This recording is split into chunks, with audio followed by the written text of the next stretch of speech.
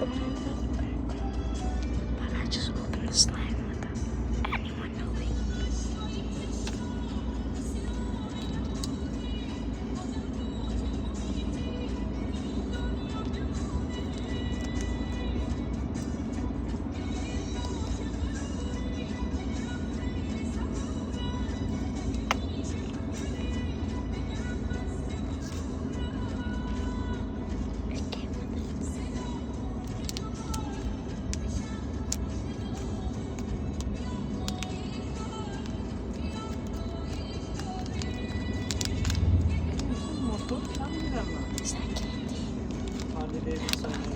امسال نبود کاروان هم راه مینداختن ندیدن. آره امسال من ندیدمشون.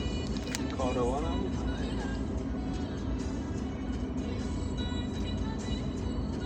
دیدی صرافیه رو؟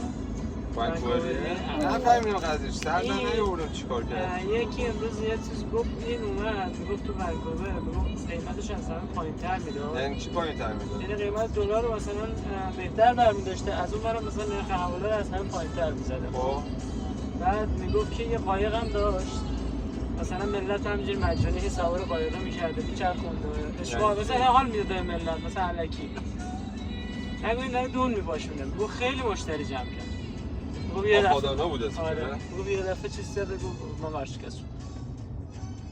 خب چجوری برات خب مثلا الکی. پولا رو خب میگرفته خب حواله می‌کرده میفرستاده دیگه بعد نمیفرستاده پولا رو. میگفت هیچ چیزی به اسمش نیست هیچ چیزی حتی اون قایق هم که سوار می‌شده به اسمش نیست. خب نه آقا من میخوام بدونم آقا اصلا یارو میاد $500 بهش میداده میگفت آقا اینو حواله کن برای تهران. آره دیگه. خب میفرستاده نمیفرستاده این پولو.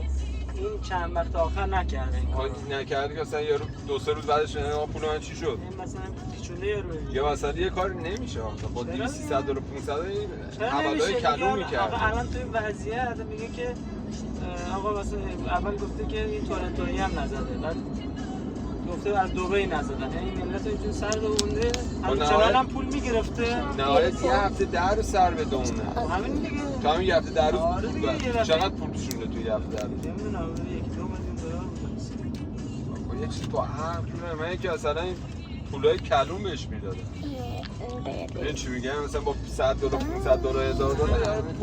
پول کلون آفرین پولای کلون بوده نه با $100 یارو هم دید بخاطر اترسیشونش نمیان چیز کنن به پلیس بگن یه سرش اصلا میترسن